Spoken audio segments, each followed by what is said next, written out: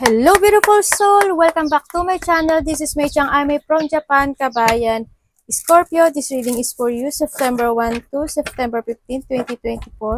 Maraming salamat muna sa mga subscriber, new subscriber, cross-watcher, at sa mga bagong pasok dyan. Welcome na welcome sa bahay ni Ate Aimee.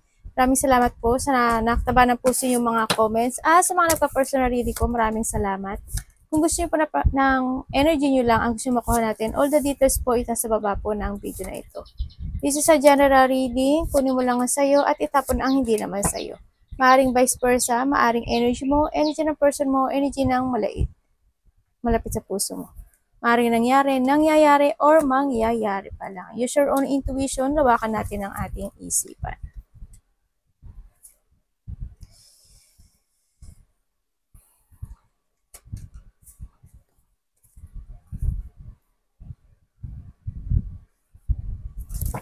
Tingnan natin. Okay. Sinasabi dito na may mga chismis, ano? Yeah, may mga chismis, may pinag-uusapan. May mga maliliit na problema na darating. At iba dito may kakaranas daw kayo ng anxiety, no? May mga sitwasyon na hindi kayo mapapakali. Yeah, may mga sitwasyon na ma-excite din ng iba sa nakita ko dito. May paghihiwalay, tsaka may lungkot akong nakikita dito. May sinasabi to about government, official building, baka may bahay, ako nakikita. May pag-uusapan sa bahay, apartment, mga ganyan, papeles, papers, mga ganun nakikita ko. May matigas din ang ulo, no? Dito, may taong matigas ang ulo. Baka kapatid mo, ikaw, or malapit sa puso mo. Yan. May mga obstacle or nagkakaroon ng blockage sa'yo ngayon or magkakaroon. May mga tao rin daw na enemy. May taong galit. No? Yan. May taong baka may makaaway ka. No? O may taong naiinis ka. Yan nakita. May mga challenge na darating sa'yo.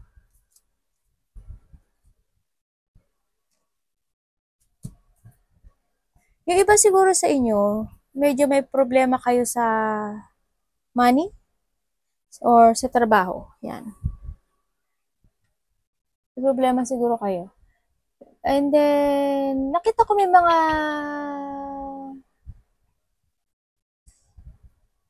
mga aces dyan, eh. Tatlo yung aces mo. Ibig sabihin, kasi sa ngayon, you're stressed, no? May mga sitwasyon na maaring nahandol ka sa painful situation, na nakapokus ka o may naalala ka sa nakaraan. Maari may mga fear or inaalala ka, no?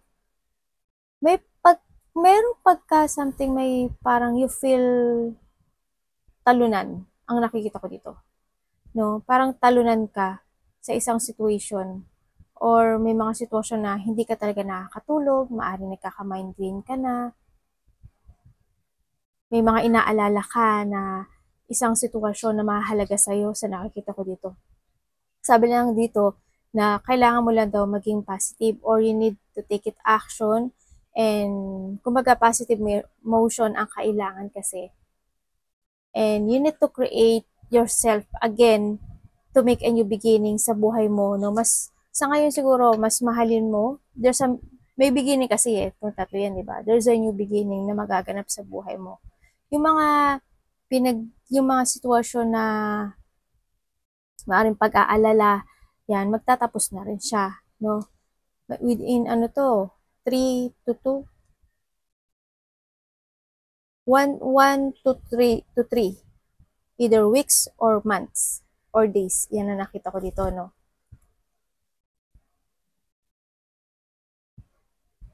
Kailangan mo doon umaksyon. Kumbaga, wag kang mag-focus doon sa thought mo na helplessness. Na sa thought mo na nasasaktan ka. Huwag ka doon mag-focus. Kumbaga, mas magandang isipin mo yung future than mag-stay ka dun sa alalahanin na yun, no? Sa dark place, yun, sa nakita ko dito.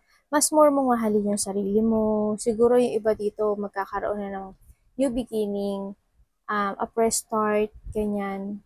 And may mga achievement din naman ako nakikita sa iba sa inyo. Yan, baka iba sa inyo, meron na kayong mga new love, or meron kayong mga bagong trabaho, may mga bagong situation or tao man yan na, or achievement man yan na magbibigay sa inyo ng happiness, nagbibigay sa inyo ng kaligayahan. Kumbaga, sinasabi rin dito na kailangan mo rin daw mag-recharge, kailangan mo mag-relax kasi ngayon kailangan mo siguro ng mental peace, no? You will back from the zero or from the basic ang sinasabi ito. Kumbaga, magsimula kang muli or magsisimula kang muli from the top ng buhay mo, no? Or a part of the family, maaring ganun, na may magsisimulang muli from the basic. Nakita ko rin naman na magkakaroon naman ng give and take when it comes sa family mo, sa mga mahal mo sa buhay. Yan, magkakaroon ng union, may mga wish come true na makagaganap. Nakikita ko rin yung sitwasyon na magkakaroon ng, kasi this 3 kasi yan, di ba? Magkakaroon ng bagong beginning at babalik yung bagong sigla. Yan, magkakaroon ng mga bagong kaliwanagan sa iba sa inyo.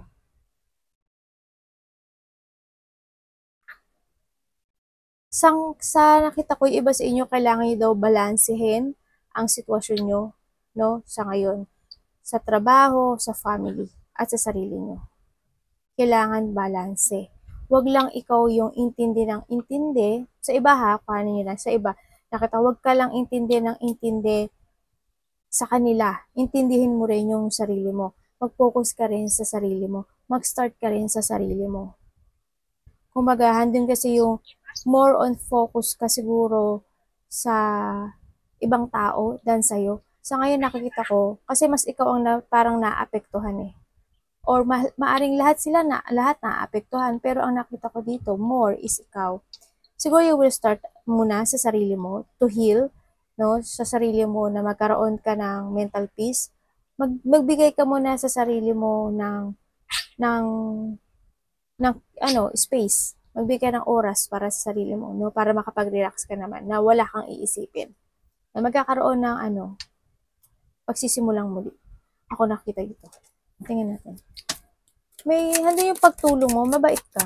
Handi yung matulungin kang tao. Mas iniintindi mo yung iba kaysa sa sarili mo. Ano pwede ko malaman?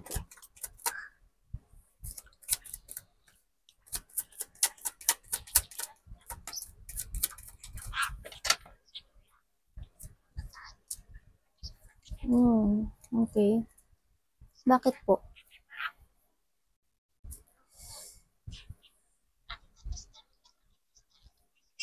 Ano pwede ko malaman po?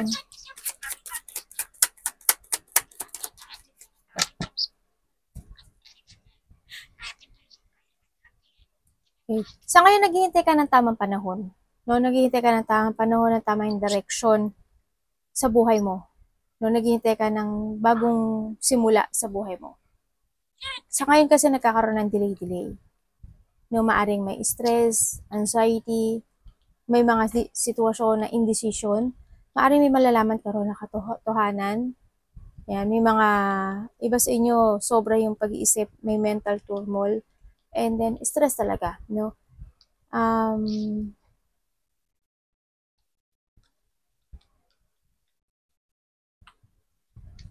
Sa paghihintay na to ng tamang direction sa buhay mo, para nagkakaroon siya ng progress.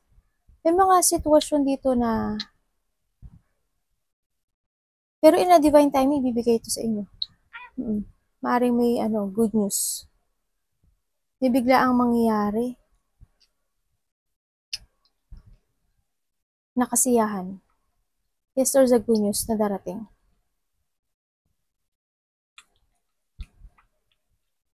May strategizing ako nakikita. Pwede ko bang malaman perfectly? Hindi naman perfect po.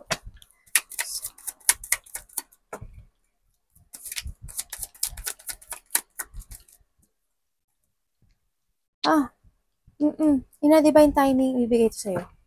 Kung ano man tong sitwasyon na hinihintay mo, maaring mahinihintay ka o kaya may mga gusto kang desisyonan sa buhay mo na nagkakadelay-delay. Kung ano man to na indecision at nagkakadelay-delay sa'yo to make a new beginning, nakita ko naman na in a divine timing, yan, ibibigay daw sa'yo to. Sa nakita ko. Magkakaroon talaga ng new beginning dito. Magkakaroon ng magic. There's a magic will come in.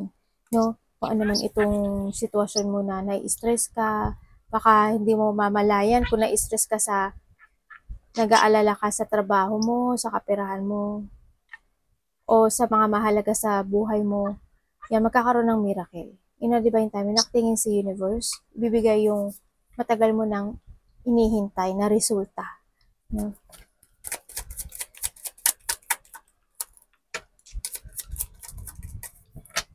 Sabi dito, all you manifest, I will give you, sabi niya. Again, lumabas ulit siya. Hala, talaga po.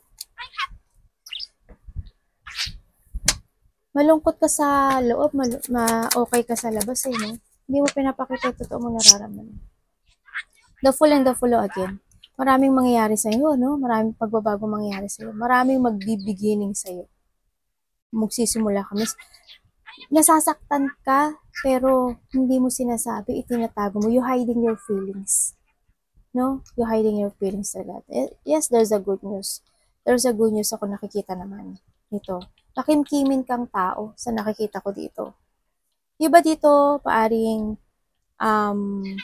may magbibigay sa'yo ng kasiyahan, either good news or tao na magbibigay sa'yo ng happiness. Yun na nakita. May mga makikilala ka rin ng mga bagong tao dito. Magkakaroon, may achievement ka makukuha. Anak, ano ba to? Puputo Hindi nang puputo. Sandali lang ang anak ko. Dito, mas mahalin mo yung sarili mo, ha? Mas unahin mo munang mag-heal yung sarili mo. Tsaka wag kang gaanong mag-isip na mag-isip. Kasi the miracle will come true. No, in a divine timing, yung hinihintay mo na matagal na, ibibigay sa'yo. Siyempre, manifest, magdasal ka pa rin, ha?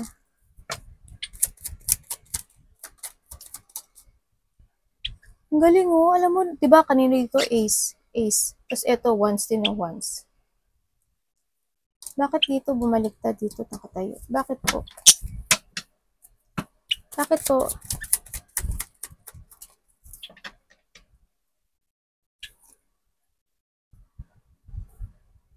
Galing, oh. The King and the Queen of Swords. May tao ditong sumalungat, ano? Ibig sabihin, may tao dito na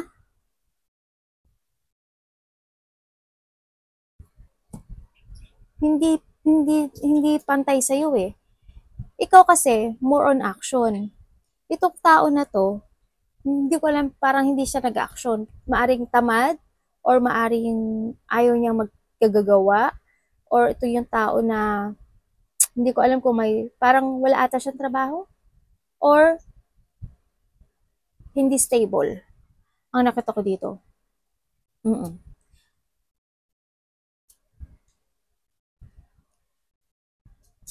Kasi din sa partner, oh. Kung sino yung partner mo, sa nakita ko dito, maaaring itong partner mo is umaasa lang sa iyo. No? Ang nakita ko dito. Or vice versa tayo, ha? Pero may tao ditong cold. May taong cold. Pero may taong mahalaga sa kanya.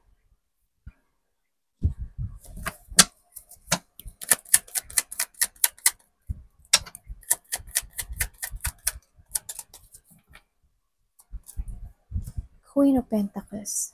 No? Sabihin, you're the breadwinner, no? Breadwinner ka. Andito yung support and love mo sa malapit sa puso mo na tao. Paring karelasyon, Meron din ako nakikita dito a mother figure. Maaaring isa ito sa magulang mo o nanay mo sa nakita ko dito. Baka sa iba sa inyo, karelasyon, no? Itong karelasyon na to. Sa iba dito, siguro dalawa ang karelasyon mo or dalawa ang may attraction. Siguro may bago kang minamahal or may bago kang crush, admirer, pero yung isa kasi parang hindi na siya ganun ka-active para sa'yo. Wala nang excitement. Ako nakikita. Pero may tao dito na mahal mo. May taong mahal mo. Maaring anak mo or bago mong karelasyon or admirer mo. Yun ang nakita ko.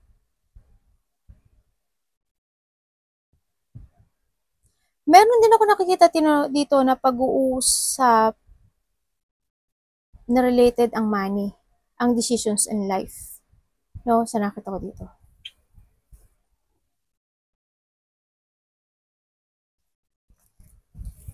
Siguro yung iba sa inyo hindi kayo pareho ng country ng karelasyon mo.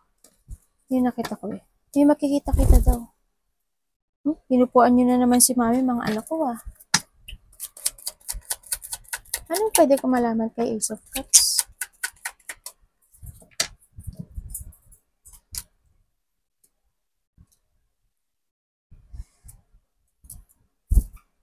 Bakit po? Sumabas si World. Uy, may good news oh. May dasan, may success. Anong pwede ko malaman kay kay World? Wow. Malaki ang mangyayaring pagbabago sa iyo. Yes. Magkakaroon ng good news, malaking pagbabago, maaari may mga achievement, may mga accomplish, no? Darating yung time na may mga minamanifest or desire ka na ibibigay daw sa iyo. Magkakaroon ng level up sa iyo. Yung may mga sitwasyon ka siguro na unfinished business na magtatapos na yun. Halimbawa, tulad dito, di ba, may hinihintay, may paghihintay, or may mga minamanifest ka na gusto mong mangyari. Yes, ma-achieve mo daw yun. No? May successful conclusion tayo, yan, maaring iba sa inyo is magkakaroon ng, may travel o magkakaroon ng bagong buhay. May panibagong buhay na magaganap sa iyo. Sa nakita ko dito. And magkakaroon ng level up, there's a good result na mangyari in your life, no? Sa nakita ko dito. You will be strong na and you need to be stronger. May mga magkakaroon ka ng mental clarity sa lahat ng bagay. Kasi more on good news tayo, more on pagbabago, more on achievement and fulfillment. Yan. Tsaka iba sa inyo, may maturity, no? Mas more kayong magiging very mature. Kumbaga, hindi yung pagiging kumbaga mas iniisip nyo yung future, hindi, yung future than sa ibang situation. Hindi kayo nagsasayang ng oras, mga ganun. Kumbaga, hindi immature ang pag-uusap. Kaya nga maturity eh. May ganun eh, no? Ako din nagsumagot ang sarili ko.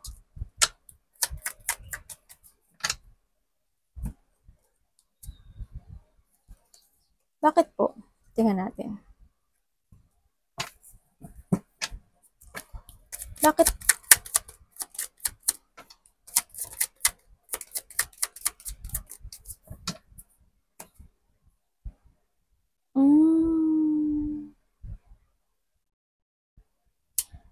May tao dito na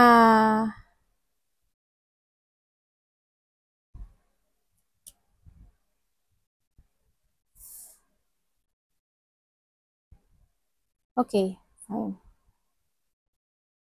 Tulad nga na nasabi ko dito ata yun. Ay, dito.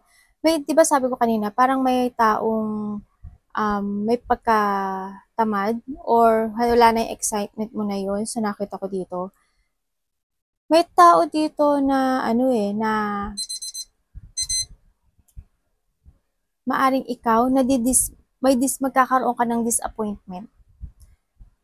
Magkakaroon ka ng mga pagsisisi sa mga ginawa mo. May tao kasi dito na pinahalagahan mo. Halimbawa, may tao, si Devil, may tao dito na pinahalagahan mo, na pinaprotektahan mo, no? Nakita ko dito na magkakaroon ka dito sa tao na to ng maaring self-doubt, pagsisisi, regret, ganyan. May mga sitwasyon ka siguro na asahan sa kanya na mag-fail, no? Ganun nakita ko. Mahalaga tong tao sa'yo. And sa iba naman sa inyo, when it comes to your beginning ng buhay mo, nagkakaroon ng blockage, no? Nagkakaroon ng blockage. May self-doubt sa lahat ng bagay, sa lahat ng ideas na gusto mong gawin. Yan. Parang handun yung kinikimkim mo pansamantala yung itong situation na to, hindi mo sinasabi sa iba. Kumbaga, you're stuck. Nai-stuck ka dito sa sitwasyon na to kasi ang nangyayari, parang walang movement pa sa ngayon ako nakikita. No, it comes to baka may hinihintay ka, baka yun yung blockage or may mga gusto kang idea, gusto mong gawin na situation, maaaring opportunity, trabaho, ganyan, o sa iba ha, ganon.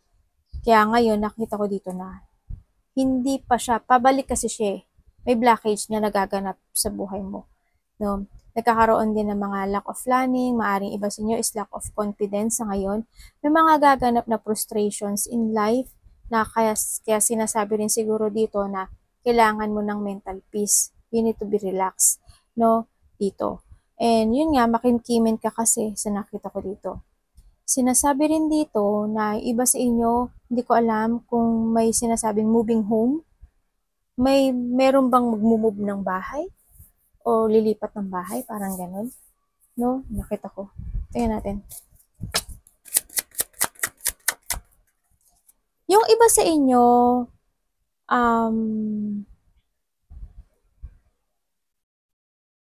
meron kayong mga situation na dapat nyong alisin sa sarili nyo. Yun, maaring mga addictions in life. Ganyan. Yung siguro pag-iisip ng hindi maganda. Mga ganun. Medyo alisin nyo kasi nagkakaroon yung iba sa inyo ng dark thought. Yan. Or may tao na nag-iisip sa inyo ng dark thought. Nagkakaroon ng blockage sa iyo eh. Para mamunga ka ng maganda. No?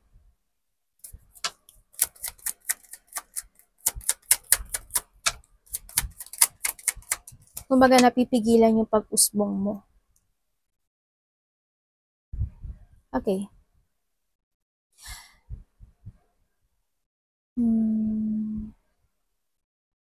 Sa ngayon, kaya napipigilan yung pag-usbong mo o yung pag-uumpisa mo sa sarili mo, maaring iba sa inyo is may anak or may situation ako na nakikita na maaring mas may pinahalagahan kayo na ibang tao o situation,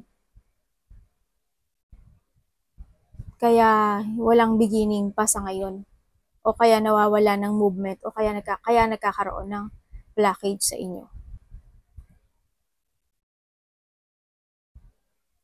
Yung iba dito, na may mga idea naman ako na nakikita sa iyo. Kaso nga lang, may layunin din, may objective. Siguro, time lang din talaga ng action. Kailangan lang din umaksyon and you need to focus dito. Tingnan natin si The Fool. Ay. Okay.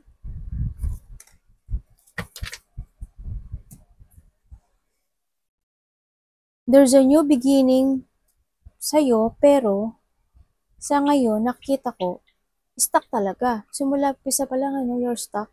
Nasa sitwasyon ka ng nakapokus ka sa painful or may mga negative thought ako na nakikita sa'yo. Kumbaga, maaring nagkaroon ng isang pamilya na stuck sa ngayon. Maaring karelasyon, pamilya, or ikaw. no? Baka stuck ka sa trabaho mo, or yung family mo, o karelasyon mo, stuck kayo. Kung nasaan kayo ngayon, ganyan. Meron din ako apart to the family na nakikita dito na irresponsible. No, irresponsible siya, may pagkatamad, wala siyang, ano siya wala siyang desisyon sa buhay, actually. Wala siyang desisyon sa buhay. Bakit po? Tingnan natin. Wala siyang kusa.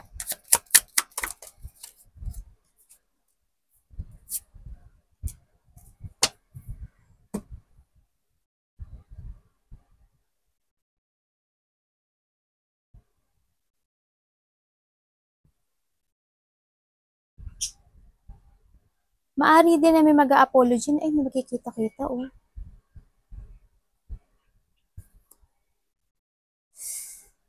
May makikita na malalapit sa puso.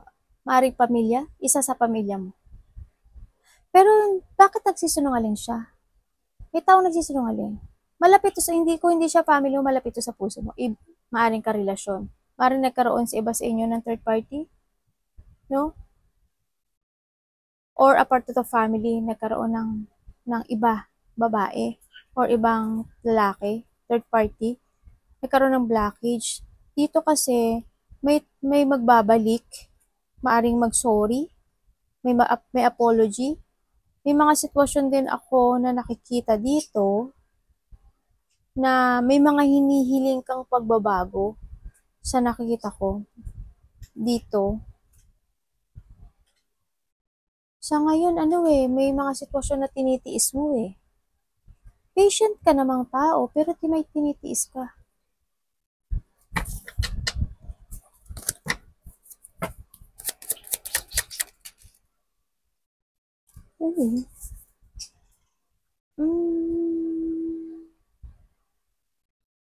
Nagtitiis ka sa sitwasyon na to kasi ayaw mong hindi niyo pagpapahalaga. Actually, hindi rin yung pagpapahalaga. No? Baka kung kayo is may anak, pinapahalaga niyo to.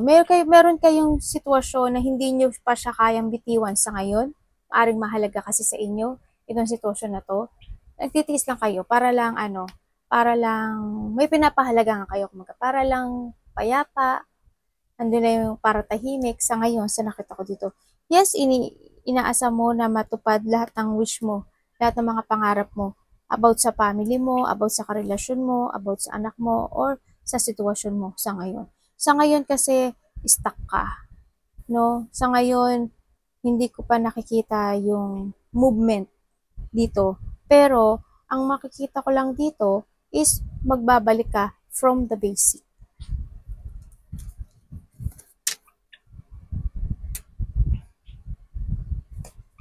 Magbabalik ka daw sa basic.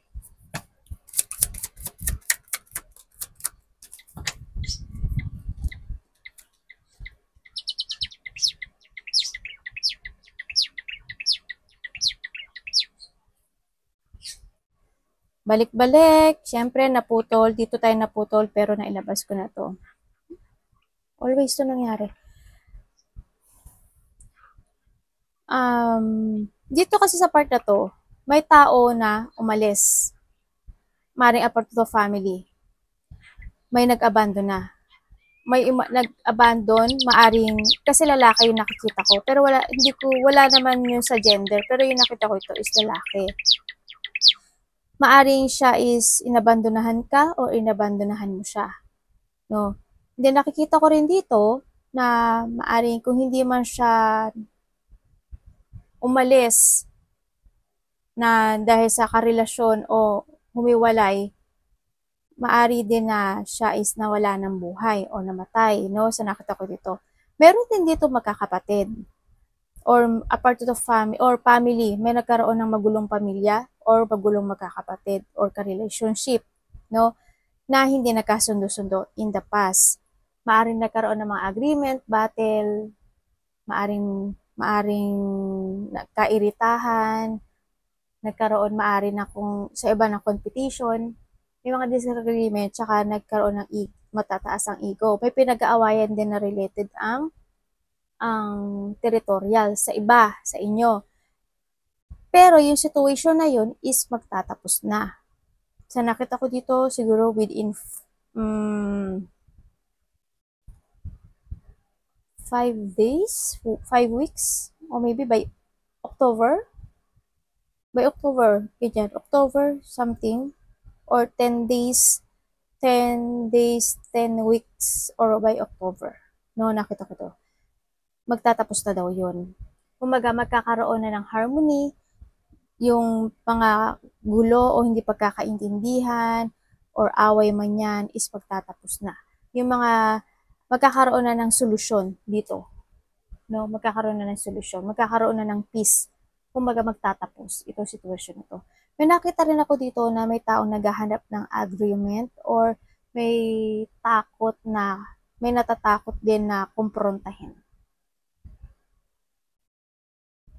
Yun na nakita ko.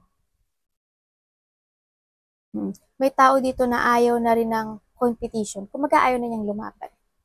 Ipasok mo lang kung saan tong part ng buhay mo. Kapatid mo siya, magulang mo siya, pamilya mo siya, basta part of family eh. Karelasyon mo siya.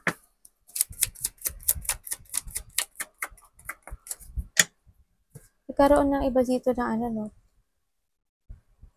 May makikita-kita. May third party, no? Sa iba. Magkakaroon ng pagkikita ng malapit sa puso. Bakit po nandiyan si, ano? Hala, tayo dyan. Maari nga, ano, may third party. Kasi nakita ko dito, may tao dito na ibinigay niya ang lahat. Pag-iintindi, pagtulong ng pera, hindi man sa pagtulong ng pera, handun yung pag-iintindi eh. Handun yung, siya yung give and give, intindi ng intindi sa relationship na to, pero hindi siya pinahalagahan. Nagkaroon ng iba, no? Or napunta yung attention niya sa ibang bagay, hindi man ito tao, sa ibang situation. Pero nakita ko dito, iba, no? Nakita ko rin dito na may maaring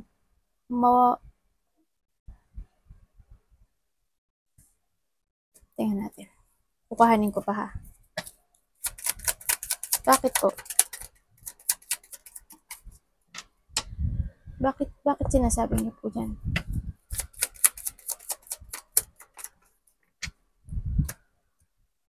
Oh my God. The Three of Swords.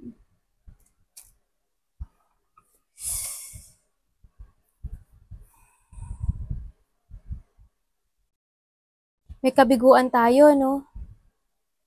May mangyayaring unexpected. May mga revelation na magaganap. May pagkaubos ng pera. Or may mawawalan ng trabaho sa iba.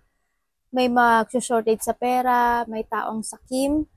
May lakasan mo lang daw yung loob mo. Kasi maraming revelation na magaganap. Maraming mga situation ako na nakikita na there's a calamity, problema, crisis, there's a distraction. Ako na nakikita talaga dito sa sitwasyon nito, maaring nagkaroon or magkakaroon ng separation. Pagdadaanan mo yung mga situation, expect and unexpected. Itong situation na to, may mga lalabas ka na pera or mauubusan, may pagkaubos ng pera or magiging kuripot. Ay, ano yun? Yung saktong-sakto lang ang matitira, ganun. Maaring may tao din ako nakita dito na insecure, no? Sinasabi rin dito na may aalisin sa'yo. Maaring may aalisin o separation. Itong aalisin na to, hindi to nangyari lang. Inalis to, galing ka sa taas.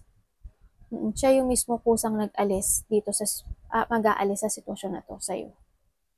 May hindi rin magkakaintindihan, unhappiness, separation, conflict, there's a sadness, may mga disappointment ako na nakikita sa iba, maaring may tao dito na maaring madaya ka sa pera sa iba sa inyo, ingat lang din, no, baka hindi sa pagtulong-tulong mo, di ba? Hindi mo na malaya na nauubos na pala yung pera mo, ganyan. O kaya may tao dito na nahadyan ka lang kasi kailangan kita. Kasi ikaw yung nagbibigay sa akin ng tulong. Ganyan. May mga emotional pain, may mga deep hurt pain. There's a storm ako na nakikita sa'yo. No?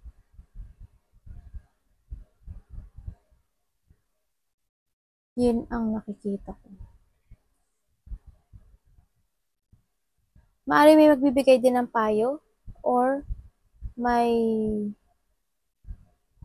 sabihin may karelasyon, may paghihiwalayan, no? May paghihiwalayan, no? Maaari ba dito asawa karelasyon, family, kasi we have the family din. May i-remove nga sa'yo. Tao man o situation. No?